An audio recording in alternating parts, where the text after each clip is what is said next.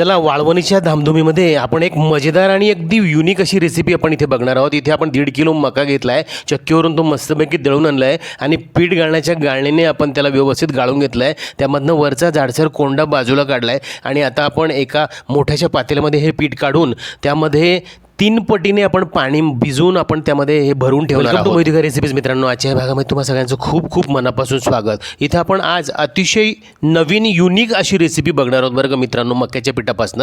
आता आपण हे मक्याचं पीठ सकाळी 7 वाजता अशा पद्धतीने झाकून ठेवलं होतं, संध्याकाळपर्यंत तुम्ही बघू शकतात। त्यावरती वरचं पाणी असं आपण काढून घेणार आहोत। त्यातला तो जो पिठाचा जो भाग आहे तो खाली बसलेला असणार आहे आणि वरचं जे पाणी आहे ते आपण वेगळं करून घेत आहोत। हे वरचं पाणी काढून झाल्यानंतर त्या मक्यामध्ये आपण पुन्हा तितकंच पाणी घालून रात्रभरासाठी आपण त्याला सेट होण्यासाठी पुन्हा ठेवून देणार आहोत। रात्रभरातून आपला संपूर्ण चीक सेट होईपर्यंत तुम्ही चॅनलवर अजूनही नवीन असाल तर चॅनलला सबस्क्राईब करा आणि माझ्या रेसिपीज तुम्हाला आवडत असतील तर लाईक करा आणि या रेसिपीज तुमच्या मित्रांमध्ये शेअरसुद्धा जरूर करा बरं का। इथे आपण आता जेवढं पाणी वरचं काढून घेतलं तेवढंच पाणी त्यामध्ये घातलं होतं। आपण हा संपूर्ण चीक व्यवस्थित ढवळून घेतलेला आहे आणि पुरण चाळण्याच्या चाळणीमधून आपण एका मोठ्याशा भांड्यामध्ये हा संपूर्ण चीक चाळून घेणार आहोत।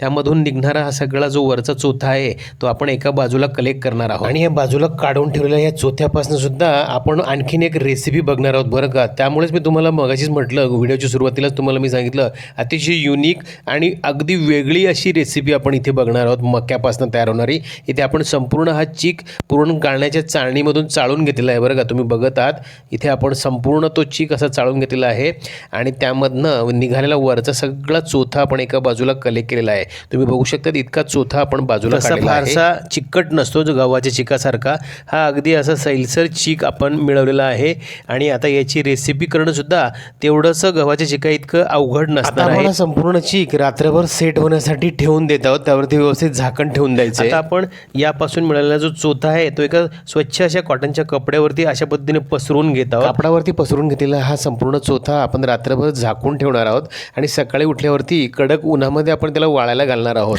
आणि ह्या निघालेल्या चोथ्यापासनं एक मजेदार अशी रेसिपी आपण पुढे बघणार आहोत बरं का। तुम्ही व्हिडिओ शेवटपर्यंत बघा आणि अजूनही तुम्ही चॅनलवर नवीन असाल तर चॅनलला सबस्क्राईब करा आणि जर तुम्हाला शक्य असेल तर जास्तीत जास्त शेअरसुद्धा करा बरं का। आता आपण हा संपूर्ण चोथा रात्रभरासाठी झाकून ठेवत आहोत आणि सकाळी याला आपण कडक उन्हामध्ये वाळायला ठेवणार आहोत। चला आपण गच्चीवरती हा चोथा वाळायला घातलेला आहे, त्याच कॉटनच्या कपड्यावरती आपण व्यवस्थित त्याला पसरून ठेवलं आहे आणि आता हा आपण रात्रभर आपण सेट करून ठेवलेला चीक आपण त्यावरचं पाणी अशा पद्धतीने वेगळं करून घेणार आहोत आणि तुम्ही बघू शकतात खाली मक्याचा सगळं चीक खाली बसलेला दिसत आहे। वरवरचं आपण संपूर्ण पाणी यावरचं काढून घ्यायचं आहे। तो चीक अजिबात ढवळू न देता वरवरचं पाणी आपण काढून घेत आहोत। वरवरचं पाणी काढून झाल्यानंतर हा संपूर्ण चीक आपण अशा पद्धतीने मिक्स करून घ्यायचा आहे। तुम्ही बघू शकतात आता आपण हा चीक एका पातेल्यामध्ये काढून घेत आहोत। तो चीक आपण मोजून घेणार आहोत आणि यामध्ये पाण्याचं प्रमाण आपण त्या चिकावर ठरवणार आहोत।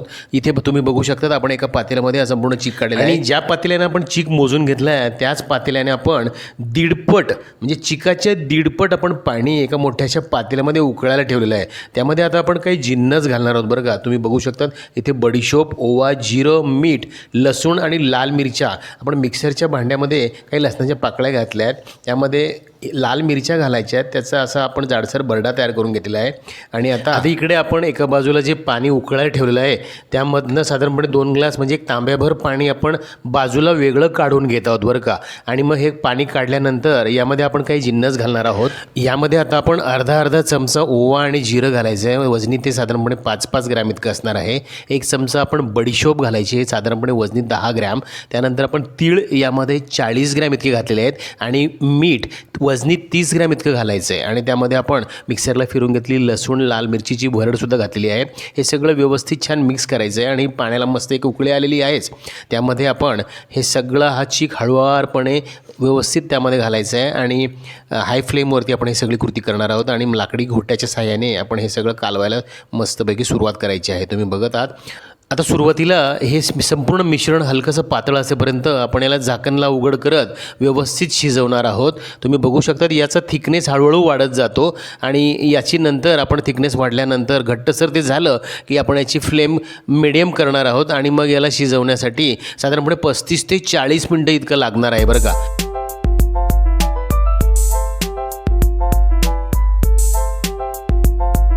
बरोबर 35 ते 40 मिनिटानंतर आपला हा सगळा घाटा असा मस्तपैकी घट्टसर झालेला आहे बरं का. आपण वरती गच्चीवरती आलेलो आहोत आणि प्लास्टिकचा पेपर खाली अंथरून त्यावरती आपण ह्या झाऱ्याच्या मदतीने मस्तपैकी हे सगळे वडे आता झारून घेणार आहोत बरं का. हा संपूर्ण गरमागरम घाटा हा मस्तपैकी असा घट्टसर झालेला आहे. तुम्ही बघा यावरती आपण हे संपूर्ण अशा पद्धतीने हे सगळे वडे झारून घेणार आहोत. अगदी सहजच आपण गच्चीवरती हा संपूर्ण घाटा आणल्यानंतर 10 मिनिटात ही संपूर्ण कृती आपली पूर्ण होते. रेसिपी इतकी सोपी आहे की अगदी एकट्या बाईला सुद्धा सहज शक्य होणार आहे आणि ते लागलीच म्हणजे फक्त शिजण्याचा वेळ जर आपण वजा केला तर खूपच कमी वेळात अगदी सोपी साधी रेसिपी आहे बरं का. आणि तुम्ही बघू शकता उन्हात टाकल्यानंतर वाळायला काय सूर्यदेवाच्या हवाली केलं म्हणजे तो त्याचं काम आपोआप करतो आणि संध्याकाळपर्यंत तुमच्या हातामध्ये तुमची रेसिपी तयार असते. इकडे आपण हा संपूर्ण चोथा जो आहे तो सुद्धा वाळायला घातलेला होता, तो सुद्धा तुम्ही बघू शकता. अगदी जो वाळलेला आता जो चोथा आहे हा संपूर्ण आपण 1.5 किलो मक्यामधून मिळवलेला आहे. त्यात तो साधारणपणे 540 ग्रॅम इतका मिळाला आहे. त्यात आपण 125 ग्रॅम तांदूळ घालतोय आणि 125 ग्रॅम पोहे घालायचे. तांदूळ आपण स्वच्छ धुवून उन्हामध्ये आपण त्यांना वाळवून घेतलेलं होतं आणि ते धुतलेले स्वच्छ तांदूळ आपण यामध्ये घातले आहेत. आता यापूर्वी आपण तुम्ही बघू शकतात झाऱ्याने झारले हे मस्तपैकी मक्याचे सांडगे आपण तयार करून घेतले आहेत बरं का. मक्याचे करोडे तुम्ही म्हणू शकतात. अतिशय मजेदार अशी ही एक रेसिपी आहे आणि कधीही तुमच्याकडे भाजी नसेल तर याची भाजी आपण कशी करतो ते सुद्धा आपण पुढे बघणार आहोत. आता आपण जे तांदूळ आणि पोहे मिक्स करून घेतलेला तो जो चोथा होता त्याला आपण चक्कीवरून दळून आणलेला आहे आणि त्यामध्ये आता आपण अर्धा चमचा ओवा घातला आहे, अर्धा चमचा बडीशोप घातली आहे आणि 2 ते 3 चमचे आपण तीळ घालायचे आणि चवीनुसार त्यामध्ये मीठ घातलं आहे. हे सगळं आपण व्यवस्थित मस्तपैकी पाणी घालून छान मिक्स करणार आहोत बरं का. तुम्ही बघा आता आपण हे कोरडं आधी सगळं कालवून घेतलं आहे. यामध्ये आपण घरातला खाण्याचा सोडा जो असतो तो आपण 15 ग्रॅम इथे वापरलेला आहे आणि मीठ जे आहे ते वजनी 20 ग्रॅम इतकं घातलेलं आहे. यात आपण आता गरम पाणी घालून हे मिक्स करायचं आहे. तुम्ही बघू शकतात यामध्ये आपण थोडं थोडं गरम पाणी घालत आहोत आणि त्याला अशा पद्धतीने सराट्याच्या मदतीने मिक्स करत आहोत. संपूर्ण पिठामध्ये पाणी घालताना आपण बरोबर 2 तांबे म्हणजे 1 लिटरभर पाण्याचा वापर केलेला आहे आणि अशा पद्धतीने साधारणपणे सेमी सैलसर अशा पद्धतीचा आपण हा बॅटर तयार करून घेतला आहे, डो तयार करून घेतला आहे. इकडे आपण गाळणीवरती एक स्वच्छ कॉटनचा कपडा ओला करून आपण अशा पद्धतीने अरेंज करून ठेवला आहे आणि हे भिजवलेलं पीठ त्यावरती आता आपण त्यातला एक भाग आपण त्याचा एक गोळा बाजूला काढून आपण त्या कापडावरती ठेवणार आहोत आणि त्याला आपण स्टीम करण्यासाठी आपल्या वरती आपण भांड्यामध्ये पाणी ठेवलेलं आहे. त्यावरती आपण हा स्टीमरचा असा जुगाड करून आपण त्यावरती स्टीम करायला ठेवायचा आहे. आणि संपूर्ण पीठ जे आहे ते मक्याचं असल्यामुळे या मक्याच्या कण्या ज्या असतात त्या पाणी जास्त ॲब्सॉर्ब करतात, त्यामुळे आपण वरतून सुद्धा उंजळीने त्यावरती थोडं पाणी घातलेलं आहे. इथे आपण स्टीम करायला बरोबर आपण घड्याळी 10 मिनिटं याला लागतात तेवढं आपण याला वेळ देऊन मस्तपैकी याला व्यवस्थित स्टीम करून घेतलेलं आहे. तुम्ही बघू शकता अशा पद्धतीने आपण हाताच्या साहाय्याने त्याला चेक करून घेत आहे आणि आपण त्याला आता खाली उतरवून घेऊया आणि एका पसरटच्या भांड्यामध्ये म्हणजे परतीत आपण ते स्टीम केलेलं पीठ आपण काढून घेतलेलं आहे. त्याला आता आपण तांब्याच्या मदतीने अशा पद्धतीने मॅश करून घेणार आहोत, एकजीव करून घेणार आहोत, रगडून घेणार आहोत. त्याचा लगदा अशा पद्धतीने तयार करून घ्यायचा आहे. तुम्ही बघू शकतात वाफाळलेली आपली ही स्टीम केलेली ही पिठाची लादी जी आहे ती आपण अशा पद्धतीने मिक्स करून घेत आहोत. ती खिशीसारखी तयार झालेली आहे, तिची आपण खिशी घेतलेली आहे असं म्हणू शकतात.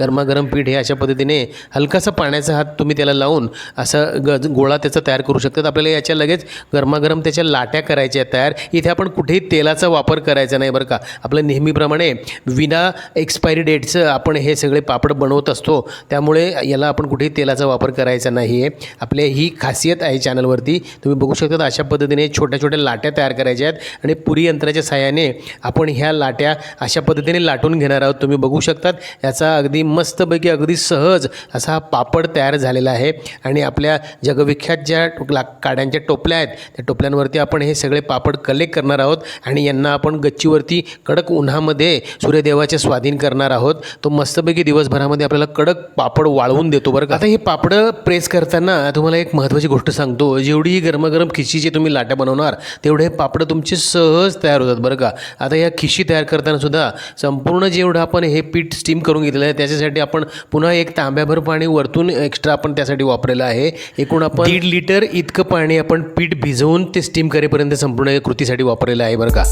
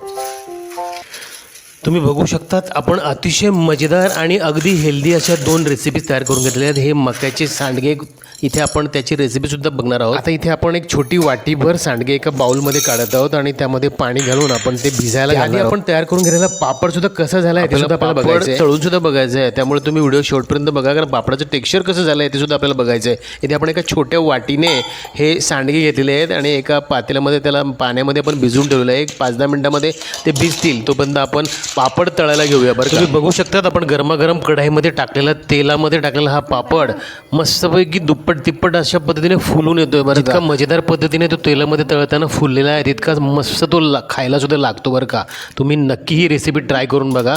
चला आता एक 5-10 मिनटं आपण हे भिजवून घेतलेले मक्याचे सांडगे मस्तपैकी भिजलेले आहेत. एका जाड बुडाच्या कढईमध्ये आपण थोडंसं तेल घातलंय, त्यामध्ये पाव चमचा आपण जिरं घातलंय. जिरं मस्तपैकी तडतडलं की त्यामध्ये थोडंसं लसूण घालायचं आहे. आपण ठेचलेलं लसूण इथे वापरत आहोत. तो मस्तपैकी तेलामध्ये खरपूस परतून घ्यायचा आहे.